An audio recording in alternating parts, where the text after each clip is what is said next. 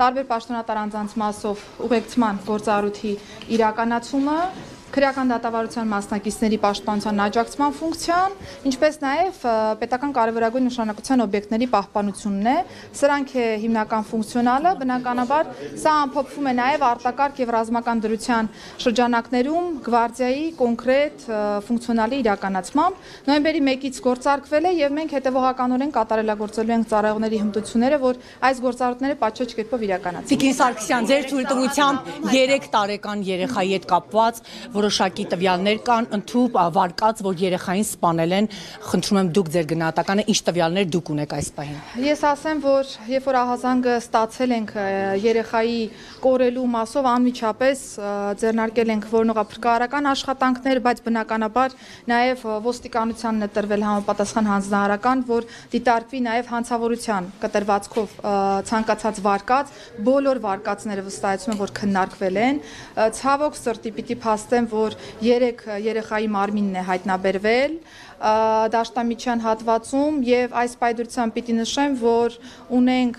նախնական տվյալներով սպանություն, երեխայի հայրը խեղտամահ անելու ճանապարհով սպանել է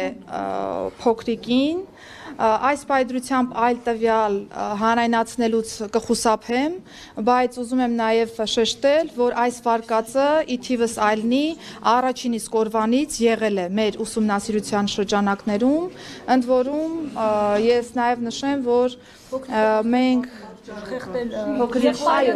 այո, կհիշեք, որ եղբայրը, որ նաև ուներ որոշակի առողջական խնդիրներ, պարբերաբար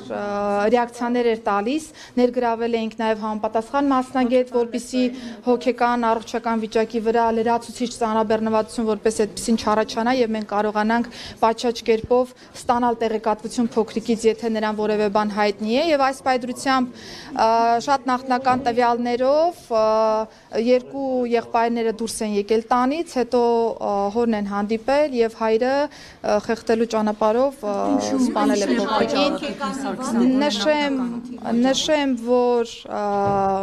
երեխայի հայրը նշել է, որ ներընտանեկան որոշակի հարցադրման շրջանակներում է վրա հասել դեպքը, ես խնդրում եմ, որ մենք պատշաճ կերպով գնահատենք իրավիճակը, այս պայդրությամբ ես այլ տվյալ հանրայնացնել չեմ կարող։ Հայրը տարել նետել է, հայ երեխային հետ հատված մարմինը։ Ես ասեմ, որ երբ որ դեպքը տեղի է ունեցել եւ մենք սկսել ենք որոնողափրկարարական աշխատանքները ամբողջ հարակից հատվածով, իրականացվել է տարածքի ճակերտավոր ասած սանրում եւ յուրաքանչյուր հաջորդ տարածքի անցնելու պայմաններում ըստ նախնական ցուցմունքի երեխայի հոր նա երեխայի մարմնի տեղափոխություն է իրականացրել տարածքների, բայց խնդրում եմ հարգելի գործընկերներ հաշվի եւս 4 երեխա ունի եւ այդ ընտանիքում ապրում էին հորաքրոջ եւս 4 երեխաներ, Շատ լավ։ Հաշվի առնելով հիմա ընդհանուր մի արձագանքով անդրադառնամ, հաշվի առնելով հարցի զգայունությունը այլ տվյալներ հաղորդել չեմ կարող, բայց վստահաբար կնշանակվեն եւ արդեն իսկ նշանակվել են որոշ փորձաքննություններ, այդ թվում նաեւ առողջական վիճակի մասով մնացյալ հարցադրումները պարզելու տեսանկյունից եւ վստահ թեման կոմունիկացվել է նաեւ տարածքային միասնական սոցիալական ծառայության գործընկերների հետ, որպեսզի նաեւ ընտանիքում բնակվող մնացյալ երեխաների մասով կոնկրետ որոշումներ կայացվեն եւ ընթացք տրվի։ Այս թեմայով հարգելի գործընկերներ, խնդրում եմ հասկանալ, այլ տվյալ հաղորդել չեմ կարող։ Սարգսյան, դուք Գյումրու դեպքերից տեսանյութեր եք ուզում, որպեսզի հասկանաք բռնությունը, թե ոստիկանություն օրենքով սահմանված ուժ է գործադրում, խնդրեմ ես տեսանյութն, այլ սա բռնություն է։ Ես կարիք չունեմ հիմա տեսանյութ դիտարկելու, տեսանյութը կարող եք ուղարկել ներքին գործերի նախարարություն, ես բացատրեցի ֆիզիկական ուժի գործադրման եւ ծեծի կամ մնացյալ դրվագների տարբերությունը ուղարկեք ներքին գործերի նախարարության անվտանգության վարչություն, կդիտարկենք, եթե հիմքեր լինեն անպայմանորեն վրա կհասնի քննություն։ Կարմիր բերետավոր 18 տարեկան տղային գցում են ասֆալտին, դա համաչափ ուժ կարող է ուժի կիրառում կարող է համարվել, թե ոչ։ Ես հիմա չեմ եկել այստեղ, որ դետալային մեթոդաբանական պրոցեսներ ներկայացնեմ ուժային միջոցների գործադրման մասով, կա դիմադրություն ցուցաբերող քաղաքացի, կա դիմադրություն չցուցաբերող քաղաքացի, դրանց մեթոդաբանական հնարքները տարբեր են, վերման ենթարկելու եւ մնացյալի, եթե հետաքրքիր է, կարող եք հարցադրումներ ուղարկել, գրավոր կպատասխանենք։ Սաքսյան վերջին շրջանում հրապարակումները ձեր հնարավոր պաշտոնակության եւ հավանական տեխնացուների մասով ընդհանուր մամուլը անուններ է շրջանառում։ Նիկոլ Փաշինյանը անձամբ ձեր աշխատանքից գոհ է եւ դուք ձեր աշխատանքից ինքներդ գոհ եք։ Ես կարծում եմ, որ վարչապետի անունից ես չէ, որ պետք է գնահատականներ տամ։ Ես կարծում եմ, որ 2025 թվականի առաջին 9 ամիսների կտրվածքով նախարարությունը ունի բավական մեծ ձեռքբերումներ, դրա կողքին ունի նաև արձանագրած ախտորոշած խնդիրներ, որոնք հետևողականորեն լուծման կարիք ունեն, իսկ մնացյալ թեմաներով ես մեկնաբանություններ տալ պարզապես չեմ ուզում, որովհետև մշտապես ստահոդ տեղեկատվություններ են տարածվում նախարարության մասով։ Նախկին քննչական կոմիտեի նախագահի անունը նշվում Արգիշտի Քարամյանը, որ հնարավոր է իրեն նշանակեն, ասում են հիմնականում պայմանավորված այն հանգամանքով, որ փառաքարում դեպքերը պետք է կանխվեր, չի կանխվել եւ դժգոհությունը հիմնականում ձեր մասով դա է հանդիսանում։ Նման բան չկա եւ ես անհեթեթ լուրերը չեմ մեկնաբանում։ Վարչապետի կողմից կա դժգոհություն քննարկում եղել է ձեր աշխատանքի արդյունավետության հետ կապված թե ոչ։ Ոչ, չի եղել նման քննարկում։ Տիկին Սաքսյան, ինձ հետաքրքիր է, էլի դուք Նիկոլ Փաշինյանից հրահանգը SMS-ով եք ստանում, մեյլով, թե հենց ուղիղ զանգ եք ստանում։ Շատ հետաքրքիր է։ Նախարարը որպես կառավարության անդամ տարբեր գործիքներով եւ միջոցներով կարող է հաղորդակցվել վարչապետի հետ եւ ես չեմ տեսնում որևէ խնդիր, որ կարող է հաղորդագրություն լինել կամ որևէ այլ գործիք կիրառվել։ Գիտեք ինչ եմ հարցը ուղղում, ուղղակի որ Նիկոլ Փաշինյանը ինչ հայտարարում է։ Այդպես էլ բյուջեն ՆԳՆ-ի կրճատվում է թե ոչ։ Մի հատ հստակեցում ասեք ու խնդրում եմ պարզ հստակեցում լինի, որովհետեւ մի մասում է կրճատվում է կառուցվածքային փոփոխություն, հետո ասում եք ընդհանուր առմամբ չի կրճատվում։ Հիմա կրճատվում է թե չի։ Չէ, եթե ուշադիր հետևեիք խոսքից, ես նշեցի, որ ընթացիկ ծախսերի գծով ավելացում կա, կապիտալ ծախսերի գծով է նվազումը, բայց հանրագումարում, այո, ներքին գործերի նախարարությանը հատկացվող բյուջեն ի համեմատություն 2025 թվականի շուրջ 2.4 միլիարդ դրամով պակաս է նախատեսված։ Այսինքն կրճատվել է, ինչ է կրճատվել։ Այո, կապիտալ ծախսերի նվազեցում ենք ունեցել, դրա հաշվարկով 2.4 միլիարդ դրամ արդեն ավելի պակաս է։ Ձեր խոսքում նշեցիք, որ 12000-ից ավելի Հայաստանի քաղաքացիներ են գրանցվել նոր, դրան ինչ վիճակագրություն ունեք, դրանցից որ մասն է, որ օտարերկրացի են եւ որ երկրներից են հատկապես Արցախն է հասկանալի է։ Հիմնական տարբեր երկրներից ունենք պատկեր, ընդ որում թե ամերիկյան մայրցամաքից, այսպես ասեմ, թե եվրոպական հատվածից եւ որպես կանոն բնականաբար նույն ստուգման մեխանիզմն են անցնում բոլորը, այսինքն անկախ դրանից թե որ երկրի ներկայացուցիչ հետ գործ ունենք, հատկապես ծագումով հայերի դեպքում խորքային ուսումնասիրություններ ենք իրականացնում, մնացյալ դիմումատուների դեպքում եւս եւ ինչպես նշեցի, ունենք դիմելության աճ եւ նաեւ քաղաքացիության շնորհման աճ։ Հայերի մասին եմ հարցնում։ Այո, հիմնականում օրինակ Ռուսաստանի Դաշնության քաղաքացիներ ունենք, Ուկրաինայից ունենք, եթե տոկոսային կտորը հետաքրքիր է, կարող եք գրավոր դիմել, անպայմանորեն կփոխանցենք։ Տիկին Սարգսյան 3 ոստիկանության գվարդիան ծառայություններ առաջ իրականացնում Հովանավանքում եւ մենք տեսանք, որ լրագրողներին հարված խոչընդոտում են գործունեությունը, հայհոյանքներ հնչեցնում Հովանավանքում եւ ոստիկանությունը որևէ գործողություններ տվյալ անձանց վերաբերյալ չէր իրականացնում։ Սա ինչ բացատրություն ունի։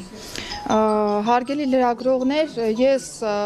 Պիտի փաստեմ, որ ոստիկանությունը տեղում հասարակական կարգ ու անվտանգություն է ապահովում եւ նմանատիպ թվակազմով ոստիկանական ուժերի ներկայացվածությունը միտված է նրան, որ հենց այդպիսի իրավիճակները կառավարելիության դաշտում լինել եւ միջանձնային շփումներում միմյանց նկատմամբ որևէ խոսակցությունը բնականաբար բացառվել չի կարող եւ եթե որևէ մեկը գտնում է, որ կա վիրավորանք, կա զրպարտություն, չգիտեմ, արժանապատվությունը նվաստացնող որևէ ռեակցիա, դրա համար գոյություն ունի քաղաքացիական դատավարության կարգով վնասի հատուցման ինստիտուտ եւ անդին կարող են դիմել դրա համար։ Որպեսզի նկարահանում իրականացնեն լրագրողները, օպերատորի գործն էին խոչընդոտում։ Այս դեպքերում չպետք է ոստիկանությունը։ Ես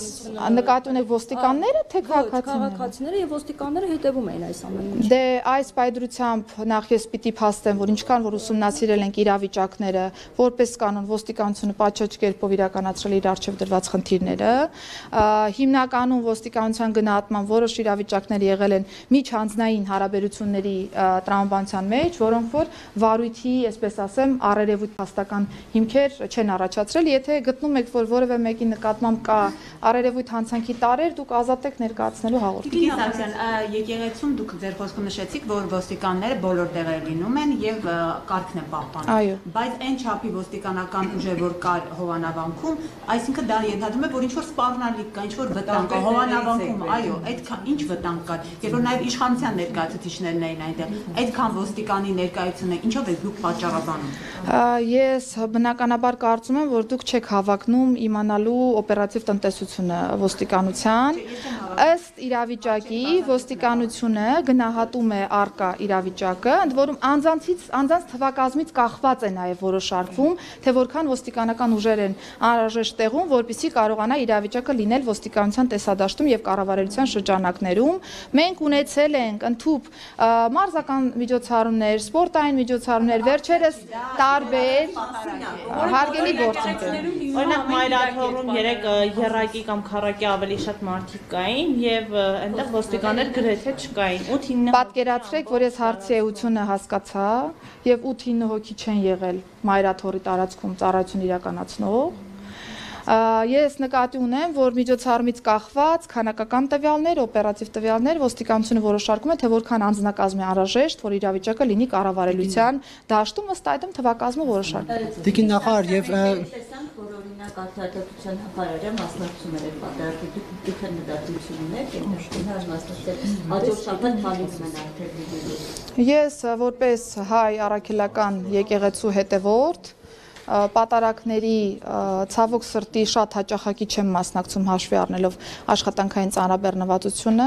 եւ հաջորդ շաբաթ եթե ծանրաբեռնվածությունս թույլ տա միգուցե մասնակցեմ։ Տիկին նախարար Տեր Արամը Մայրաթոռի կողմից կարգալույց հրճակված այդ քանային անվտանգություն է տրամադրվել։ Դուք կարող եք ասել ինչ հիմքով է տրվել, որովհետեւ եւ նրան ուղեկցում են եւ նրա տան մոտ հսկողություն են անում, եթե իհարկե դա ոստիկանության բանում է ստորաբաժանումներն են։ Ասեմ, որ ընթացքում մենք ունեցել ենք քննչական մարմնի կողմից պաշտպանական որոշում կիրառելու մասին որոշում, ըստ այդմ ոստիկանությունը իրականացնում է պաշտպանական որոշումը։ Տիկին Սարգսյան, ես ձեր թույլտվությամբ 2 հարց կուղեմ, մասնավորապես մեկը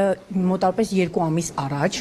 Գեղարքունիքի մարզպետը, որի հետ է եղել նաև ըստ տեղեկությունների Տավուշի մարզպետը եւ Կոտայքի մարզպետը միասին գնացել են Սևանի ափին, խնջույքի են մասնակցել եւ այդ խնջույքից հետո հնչել են կրակոցներ։